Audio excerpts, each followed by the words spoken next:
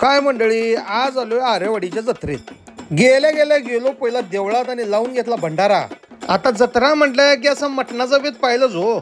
बकरी म्हणायला गेला तर ढीक पडली होती. तिथंच तिचं एक घाव दोन तुकडे करून मस्त असं भरून घ्यायचं. आणि ह्या शिवादांच्यात आम्ही गेलतो. असा चुलीवरचा रस्सा आणि मस्तपैकी मटण. गेल्या गेल्या आमचा अप्पा डायरेक्ट थाटलीच लावला तोंडाला. बाजरी भाकरी पहिला चुरून घ्यायची आणि त्याच्यावर लिंबू पिळायचा चाळकर. एक घास तोंडात घातल्यावर फिलिंग गेली ढगात. या सर्व महिला भगिनीने या जेवणाचा बेत केला होता. आता मटण आहे आणि नळी आल्याने असं होणार आहे. आणि त्या चुलीवर शिजलेली नळी म्हटल्यावर काही विषय नाही. तिथला रस्सा जेवढा भारी होतो की नाही, थाटलीत रस्सा टाकून असा प्यायचा. 2-4 भाकऱ्या खाऊन झालं की नाही, मस्त असा भात घ्यायचा आणि त्याच्यामध्ये रस्सा टाकून कुचकरून घ्यायचा. चुलीवर शिजणारं रश्शेदार मटण, त्याचा वास तर की नाही लांबनच भूक भागवतोय. गावाकडचा फील अनुभवायचा आणि यथेच असं ताट रिकामं करायचं बघा.